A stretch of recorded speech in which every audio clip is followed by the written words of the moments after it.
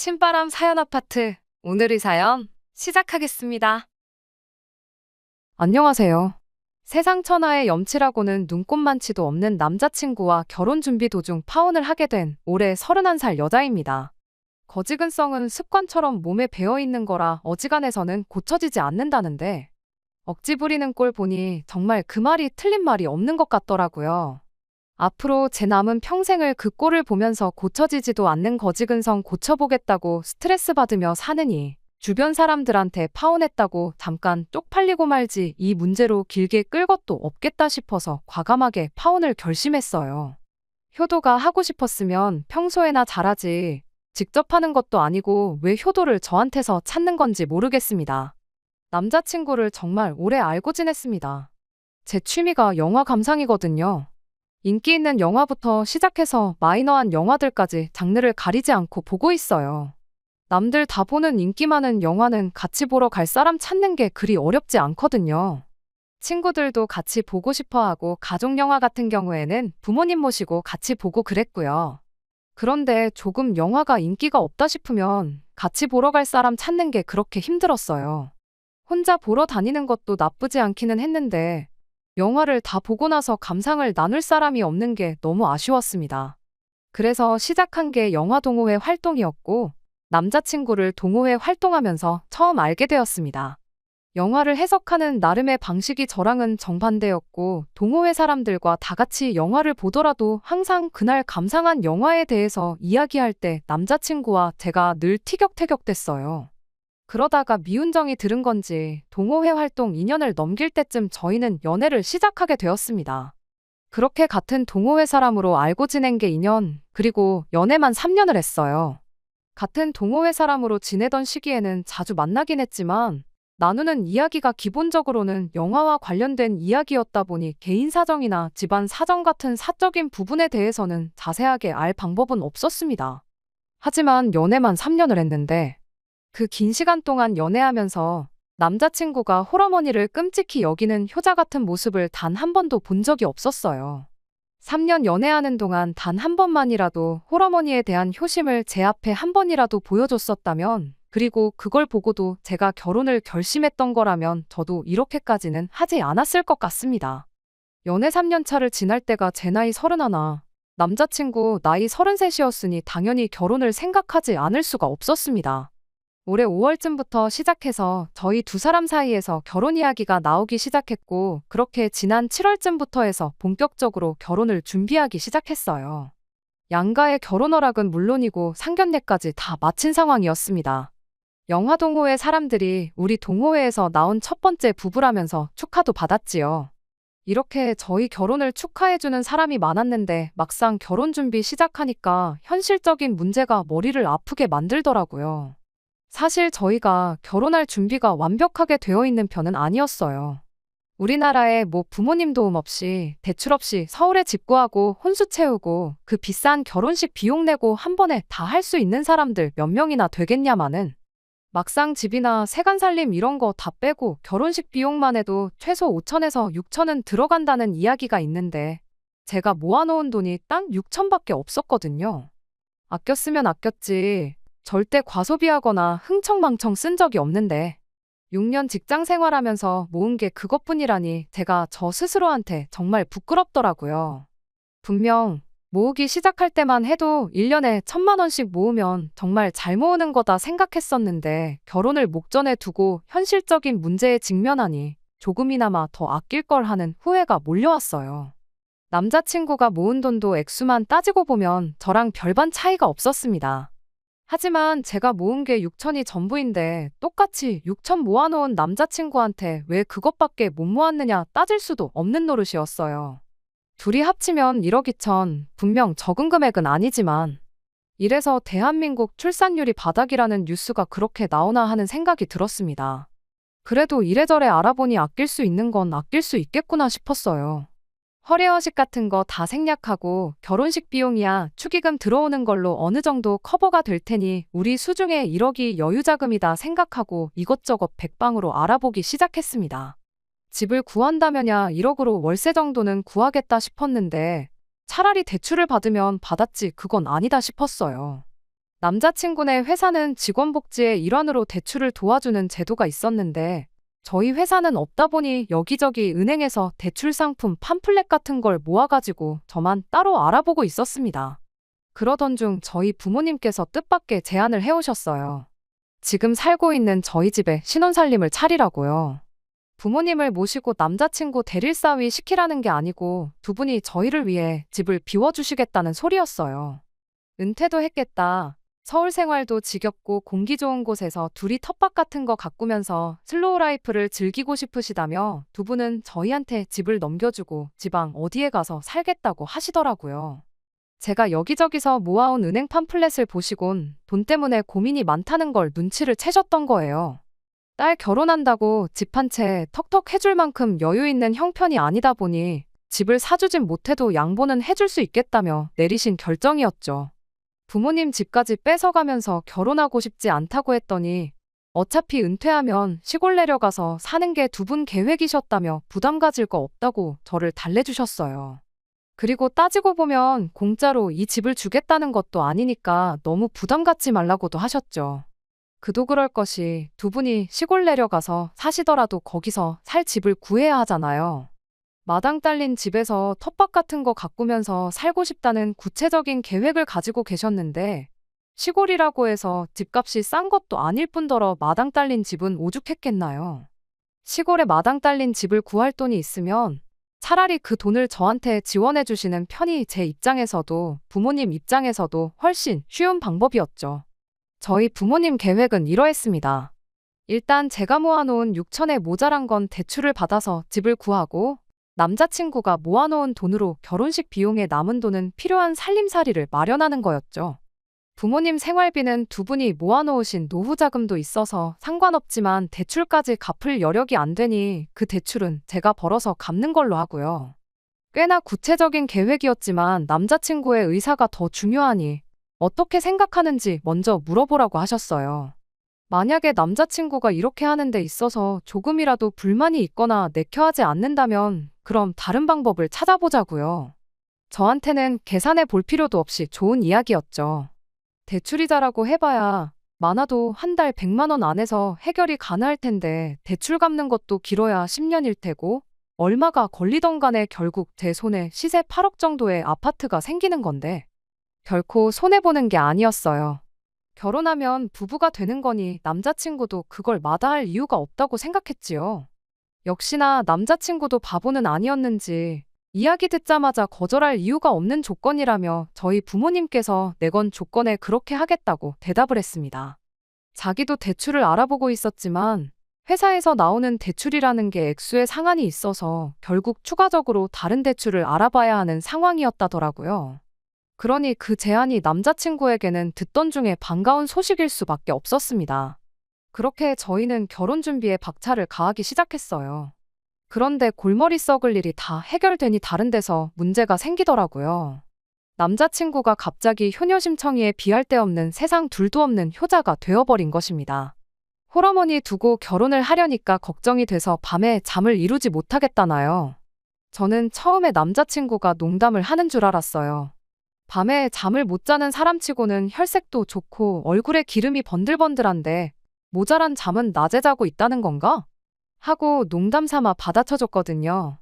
그랬더니 정색을 하면서 자기가 장난치는 것처럼 보이냐고 짜증을 내더라고요.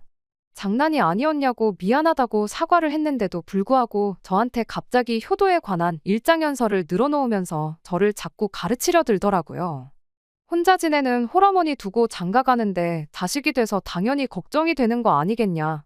너네 부모님은 두 분 다 살아계시니 모르겠지만 나는 상황이 다르다 어쩌고 저쩌고 말이 많길래 듣다 못해 제가 한마디 했어요. 그래서 어쩌자는 거냐고 어머님 걱정되니까 이제 와서 결혼을 무르겠다는 소리냐고 했죠. 그랬더니 그건 또 아니라고 하더라고요. 그럼 왜 지금 와서 생각해봐야 답도 없는 이야기를 꺼내고 앉았냐고 그거 말고도 지금 준비할 게 한두 가지가 아닌데 그것 먼저 알아보자고 했습니다.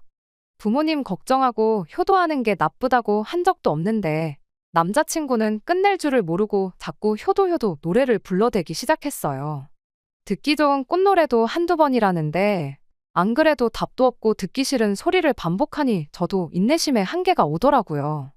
그래서 남자친구한테 정신 차리라고 한마디 했죠. 그렇게 어머니가 걱정돼서 잠도 못 자겠다는 사람이 취직한 이래로 이날이 때껏 집에서 나와서 혼자 살았냐고. 진작부터 어머님하고 한 집에 살면서 효도하던 사람이면 모를까. 왜 이제 와서 효자 노릇을 찾냐고요. 결혼하고 나서야 비로소 진짜 효자가 된다더니 남자친구가 딱 그런 부류의 사람인가 싶어서 언제부터 그렇게 효자였는지 주제 파악 좀 하라는 뜻이었어요. 그랬더니 남자친구가 한다는 소리가 자기가 나와서 사는 게 효자 노릇하는 거라 나와서 살았던 거라고 속사정도 모르면서 그렇게 맘대로 판단하지 말라고 제 말을 되받아치더라고요. 따로 사는 게 효자 노릇이라니 그게 무슨 소리냐고 물었죠. 그랬더니 어린 반푼어치도 없는 소리를 세상 진지하게 설명을 하기 시작했어요. 어머니가 혼자 몸으로 아들을 키웠다는 것부터가 보통 정성으로 되는 게 아니다. 너는 편모 가정에서 살아본 적도 없지 않냐? 부모님 두 분 다 살아계시니 죽었다 깨어나도 모를 거다 하면서 남자친구 어머니가 남자친구 본인을 얼마나 아끼고 사랑하는지에 대해서 이야기를 하더라고요. 뭔 소리 하는 거냐고. 그럼 우리 부모님은 어머님에 비해서 나를 덜 사랑하시고 덜 아낀다는 말이 하고 싶은 거냐고 되물었죠. 부모가 자식 사랑하는 게 다 똑같은 거 아니겠나요? 남편이 살아있다고 자식을 덜 사랑하고 없으면 더 사랑하고 그렇게 따지는 게 아니잖아요. 수치로는 표현할 수 없는 게 바로 자식 사랑이죠. 제가 저렇게 대답을 하니 남자친구가 갑자기 꿀먹은 벙어리가 되어서는 잠깐 아무 말도 못하더라고요. 그러더니 갑자기 말을 바꿔서 그런 게 아니라 어머니가 혼자 몸으로 자기를 키웠기 때문에 조금 극성맞은 게 있다는 소리였대요. 말인즉슨 남자친구 어머니가 남자친구를 너무 아끼는 나머지 눈치까지 봤다는 소리였어요. 자기가 퇴근하고 집에 돌아오면 별로 피곤하지도 않은데 자기 쉬는데 방해될까봐 어머니가 집에서 TV도 제대로 못 보시고 방에 들어가서 조용히 계신답니다. 퇴근하고 집에서 저녁을 먹을라 치면 밥도 간단히 먹어도 그만인데 남자친구 어머니가 체력은 밥심에서 나오는 거라며 매일같이 진수성찬을 차려주신대요. 퇴근 시간 한 3시간 전에 장을 봐오셔서 신선한 재료로 퇴근 2시간 전부터 땀을 뻘뻘 흘려가며 뜨거운 부엌에서 저녁 준비를 하신다나요. 그러니까 같이 살면 어머니가 오히려 자식 눈치 본다고 편하게 계시지도 못하고 자식 뒷바라지 해주느라 자기 시간도 자유롭게 못 쓰고 오로지 자식한테만 얽매여 계시는 게 싫어서 집에서 나온 거랍니다. 뭐 나름 설득력은 있는 소리긴 했지만 남자친구를 제가 하루 이틀 알고 지낸 것도 아닌데 그게 반은 맞고 반은 틀린 소리라는 걸 단번에 눈치챌 수 있었어요. 일단 남자친구가 어머님 집에서 따로 나와 살고 있던 집이 어머님 집에서 지하철로 고작 한 정거장 거리밖에 안 되거든요. 지하철 한 정거장이면 솔직히 같은 동네나 다름없고 조금 피곤하긴 하겠지만 맘먹으면 산책 삼아 걸어서도 갈 수 있는 거리잖아요. 그리고 저희가 연애 기간만 3년인데 남자친구 집에 제가 한 번도 안 가본 게 아니거든요. 동호회 활동할 때부터 당시 혼자 살던 사람이 남자친구밖에 없었어서 동호회 사람들하고도 자주 드나들었기도 했고요. 그때 가보면 가볼 때마다 집이 정말 깔끔했어요. 혼자 사는 사람답지 않게 냉장고에는 온갖 반찬들이 가득했고 옷장과 세탁물도 깔끔하게 정리되어 있었습니다. 당시 동호회 사람 중 한 명이 남자친구한테 어디 여자라도 숨겨놓은 거 아니냐고 남자 혼자 사는 집이 이렇게 깔끔한 게 믿기지가 않는다는 식으로 농담을 했었는데 남자친구가 그때 당시 대답하길 어머니랑 집이 가까워서 어머니가 거의 일주일에 한 번꼴로 와서 그렇게 챙겨주고 가신다고 멋쩍게 대답한 걸 분명히 기억하고 있거든요. 그때 자랑처럼 말한 게 어머니가 이불 같은 것도 달에 한 번씩 세탁해다가 가져다 주신다고도 했고요. 집안 구석구석이 어머님 손길이 닿지 않은 곳이 없었고 연애를 시작한 이후에도 남자친구 집에 가면 항상 집 상태가 완벽에 가깝게 정리가 되어 있었습니다. 한마디로 어머니가 자식 눈치 보는 게 불편해 보이고 고생스러우신 것 같아서 효도하는 차원에서 따로 살게 되었다고 한 남자친구의 말은 거짓부렁에 불과했다는 소리나 마찬가지였어요. 오히려 애매하게 거리만 멀어져서 어머님이 고생을 하면 더했지 덜한 게 없었던 거 아니냐고 따졌더니 또 말을 않더라고요. 쓸데없는 소리 할 시간에 빨리 다른 거나 알아보자고 말했는데 그제서야 남자친구가 혼자 지내시게 될 어머니가 걱정이다 하면서 말을 꺼낸 진짜 이유를 슬쩍 떠보듯이 꺼내왔습니다. 저희 부모님이 시골 내려가 살게 되면 그러니까 우리 결혼하걸랑 그 집에 남자친구 어머니를 합가시켜서 한 집에 같이 살면 어떻겠냐고요. 방도 3개의 집도 넓던데 어머니가 같이 살면서 집 정리하는 거 도와주고 하시면 되는 거 아니겠냐고 자기 혼자 살던 집 깔끔한 거 보지 않았느냐며 워낙에 정리정돈 안 된 거 못 버티는 성격이시니 같이 살면 분명히 여러모로 도움을 주실 거라고요. 저는 그 말을 듣고 제 귀를 의심하지 않을 수가 없었습니다. 설마 저게 제정신으로 하는 소리인가 싶었어요. 결혼하면 친정 부모님 집에 신혼집 차려서 친정 부모님 시골로 내쫓고 그 집에 시어머니를 모시고 살라는 소리나 마찬가지잖아요. 차라리 농담이었으면 좋겠다 싶었는데 남자친구 표정을 보나 그 말 꺼내기 전에 혼자 지내는 어머니 걱정된다면서 효자 타령 노래를 부르던 걸 보나 장난은 절대 아니겠구나 싶었습니다. 방금 5분 전까지만 해도 한 집에 같이 살면 어머니가 신경 쓸 게 너무 많아서 불편해하신다고 그러니 나와서 혼자 사는 게 효도라고 하던 인간이 갑자기 결혼하면 어머니를 한 집에 모시고 살자고 하니 당황스러운 것도 당황스러운 거지만 무엇보다 어이가 없었어요. 제가 원래 남자친구한테 말을 심하게 하지 않는 편인데 그 순간만큼은 뭐라 하지 않을 수가 없더라고요. 미쳤냐고, 제정신으로 하는 소리냐고 따져 물었죠. 그랬더니 남자친구가 한다는 소리가 자식이 부모한테 효도한다는데 그게 왜 미친 거냐고 저한테 오히려 짜증을 내더라고요. 방금 전까지 나누던 말이랑 앞뒤가 한 개도 안 맞는 걸 떠나서 지금 이 상황에 합가를 요구하는 것부터가 말도 안 되는 거 모르냐고 했더니 기껏 한다는 소리가 그러면 너무 불공평한 거 아니냐고 하는 겁니다. 불공평하긴 뭐가 불공평하냐고. 시세 8억 하는 아파트를 거의 거저주신다는 거나 마찬가지인데 6천으로 혼수해오고 결혼식 비용 마련해오는 게 전부인데 그 와중에 어머님까지 모시자고 하는 게 불공평한 거 아니냐고 물었더니 자기가 돈 때문에 불공평하다는 게 아니랍니다. 그럼 대체 지금 이 상황에 어디에 뭐가 불공평한 거냐 물었더니 저보고 너는 여태껏 부모님 모시고 살지 않았느냐고.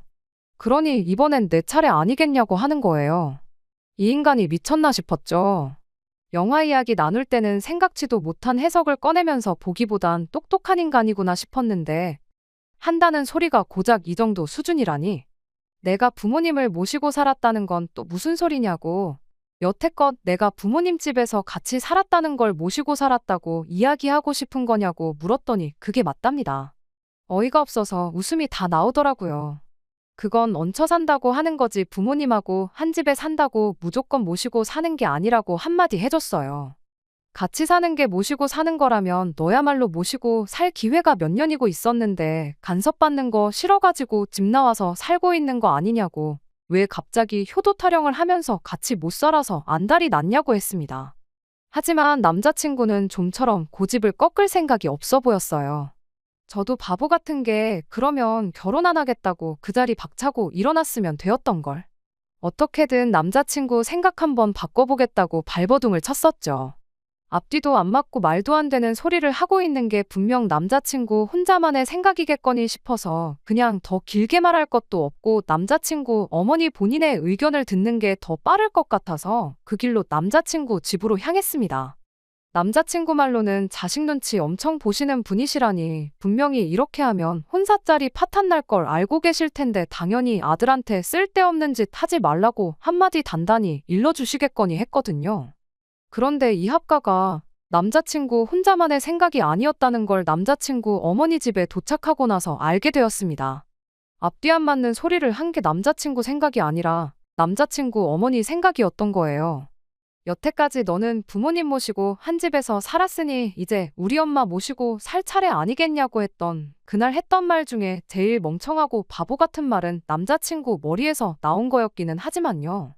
아무튼 남자친구 집에 도착해서 여지껏 둘이 티격태격한 내용에 대해 간략하게 말씀드리고 어머님한테 한마디 좀 해달라고 부탁을 했어요. 그때까지만 해도 당연히 남자친구를 말려주실 줄 알았으니 찾아간 건데 세상에나? 남자친구 어머니는 더하면 더했지 절대 덜하지가 않더라고요. 그게 뭐 잘못된 거냐?